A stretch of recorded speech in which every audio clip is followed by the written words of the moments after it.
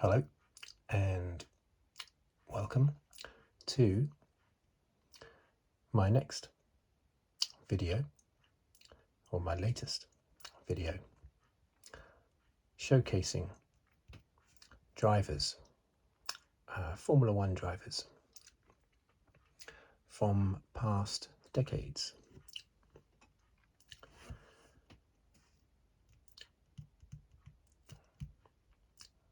This decade is the 1960s.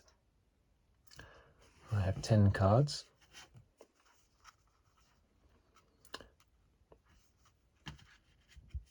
Pictures of these drivers that I will give a little bit of information on, not much, just a little bit. So let's start with the one that you see before you. This is Jack Brabham, Australian driver, born in 1926. Died at a decent age for a Formula One driver, 88, in 2014. He was world champion in 1959, 1960 and 1966. I think Jack Brabham featured in the deck of cards that I did of the 50s, I'm pretty sure. There's a little bit of duplication here because of drivers go across decades. But yeah, he won the 59 and 60 championship in a Cooper Climax, and the 66 one in his own team that he founded, the Brabham Formula One team, that was still running up until very recently, only a few years ago. His first Grand Prix was in 1955. His last was in 1970. Took part in 126 races, or rather he started 126 races. Sometimes they take part in a race weekend, but for whatever reason they don't get to race. That can happen once or twice in a driver's career. He had 14 wins and 13 pole positions, but he's particularly famous for founding his own successful championship-winning Formula One team. Many drivers have started Formula One teams, but they don't normally go on to success.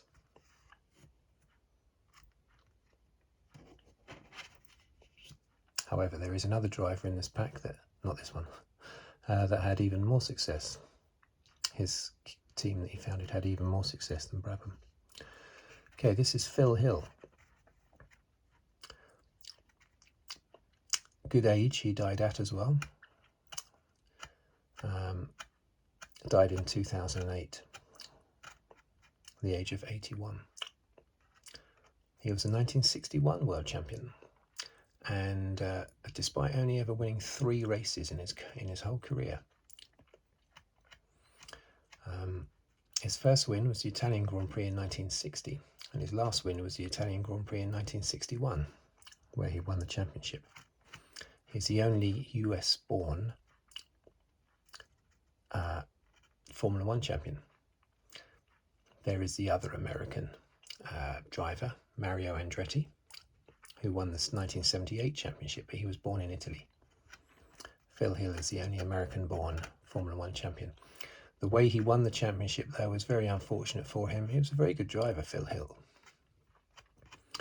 But he went into the last race a little bit behind his teammate, Wolfgang von Trips, the German Wolfgang von Trips. They were Ferrari teammates. Von Trips was leading and looked like he was going to win the championship. And then he had a big accident. He killed himself. Wolfgang von Trips killed himself and 14 spectators. I have no idea who was at fault or if anyone was at fault for the accident. But yeah, Wolfgang von Trips died and 14 spectators. But what with it being, the 1960s and not modern times, they continued with the race. Phil Hill won the race and won the championship. But that's obviously a terrible way to win the championship. Very unfortunate for Phil Hill.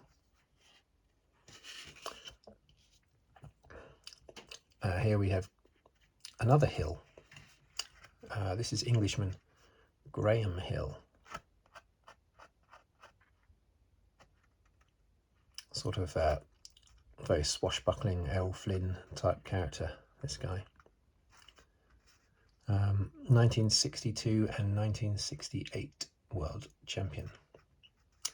Held the record for a long time for the most number of starts, 176 starts, which was equalled by Jacques Lafitte at the 1986 British Grand Prix. Unfortunately, within seconds of starting his 176th record equalling Grand Prix, Jacques Lafitte had a massive accident, broke both his legs, and that was the end of his career. Nowadays, Formula One drivers regularly go past 300 starts.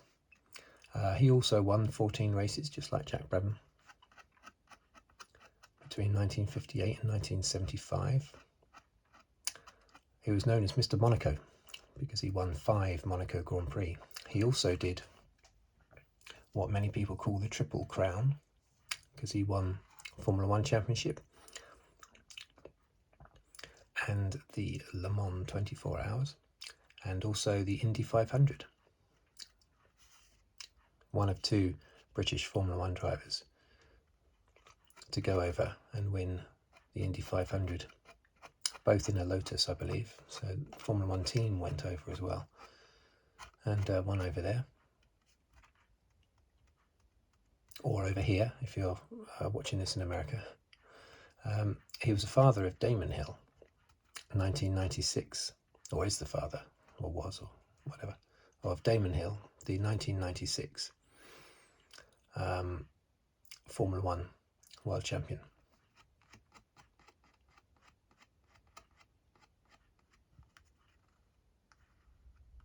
And he was killed in a plane crash in 1975 at the age of 46, which is unfortunate. Okay, so we move on to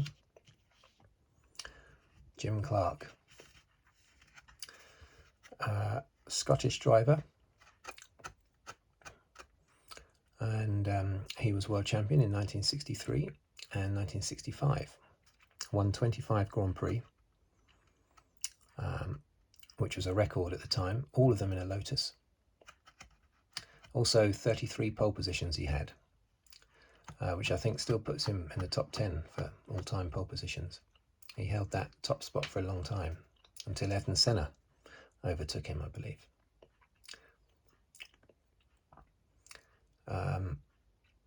He also won the Indy 500 in 1965.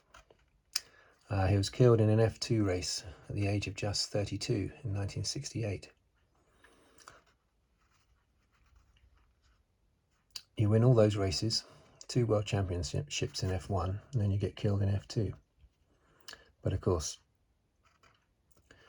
you know, F2 is still very dangerous.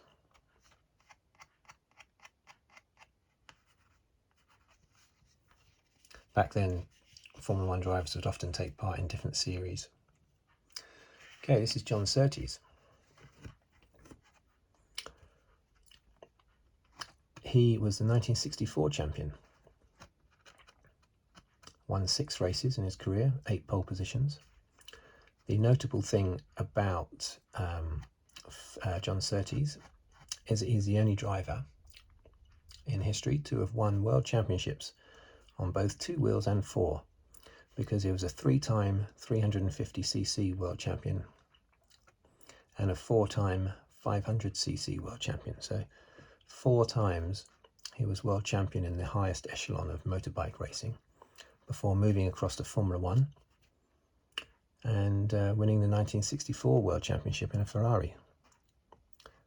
Still the only British driver to win the world championship in a Ferrari.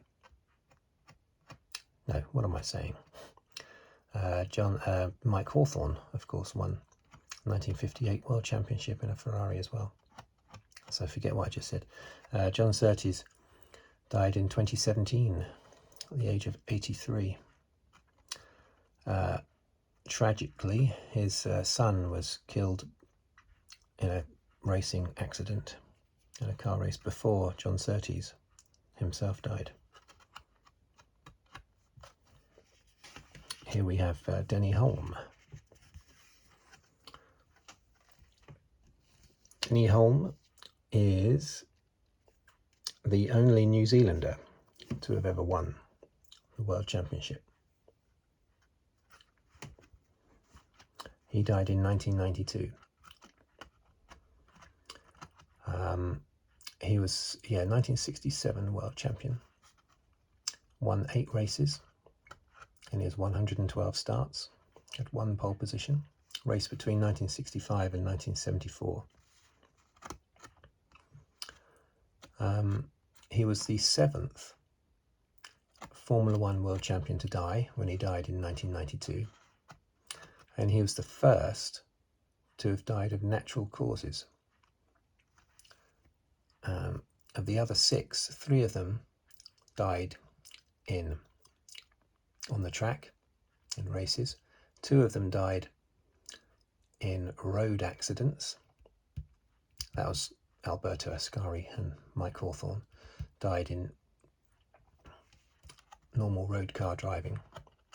And the 6th one, Graham Hill, of course, died in a plane crash. But Denny Hulme died of natural causes when he had a heart attack.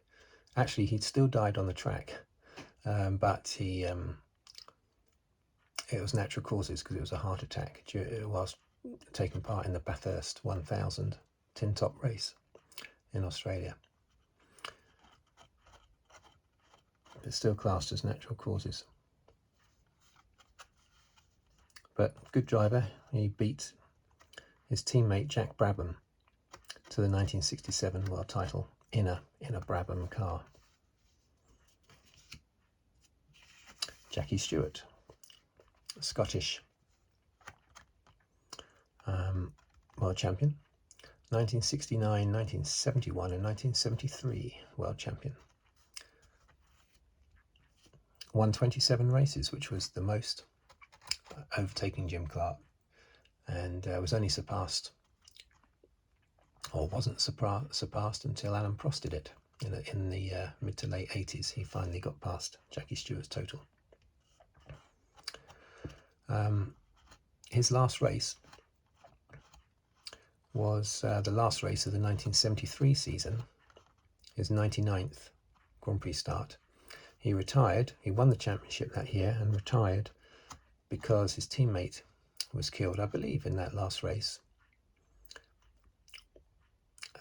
I'm pretty sure. If it wasn't that last race, it was very near the end of the season, but I think it was the last race. But anyway, his teammate, Francois Sever, a French driver who he got on very well with, was killed. And it pushed Jackie Stewart to retire. He'd had enough, basically. Stirling Moss. Now, I covered him in great detail in my 1950s video, 50s drivers, so I'm not going to cover him again.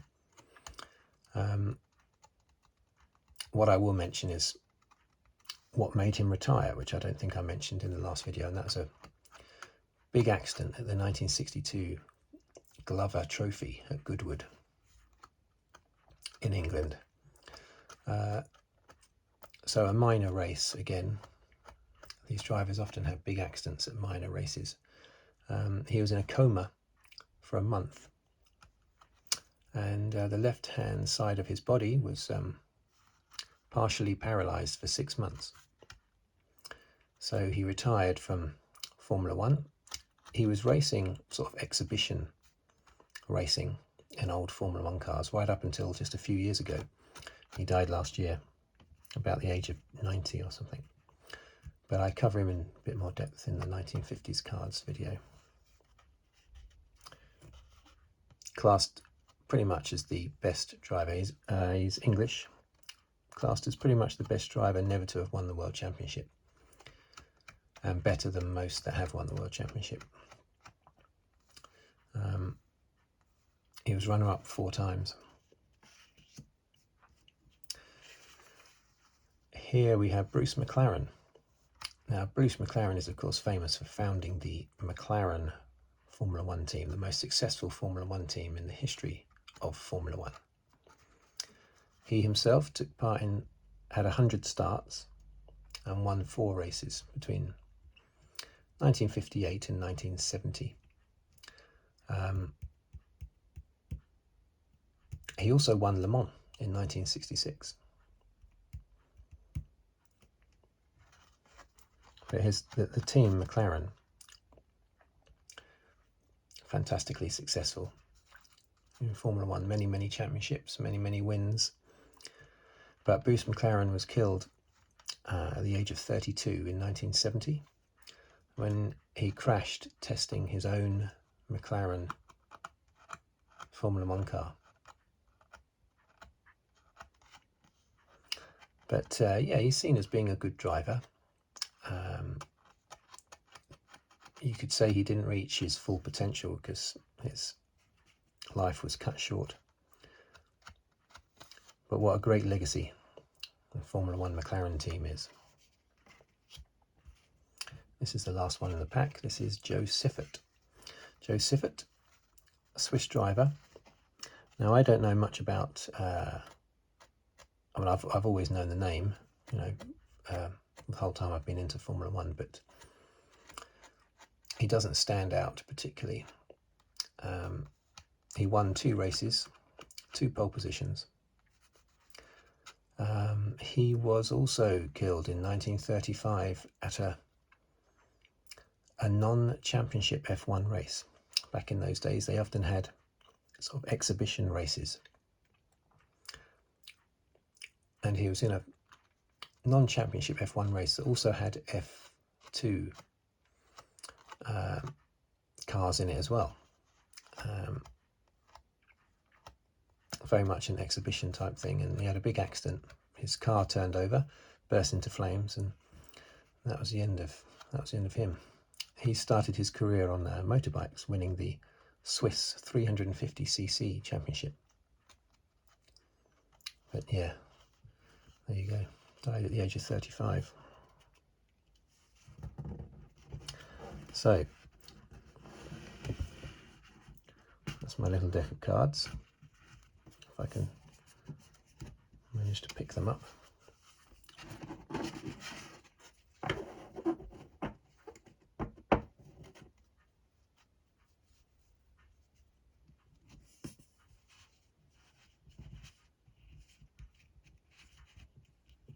There we are. My next video in this particular series will be 1960 Formula One, 1960s Formula One cars.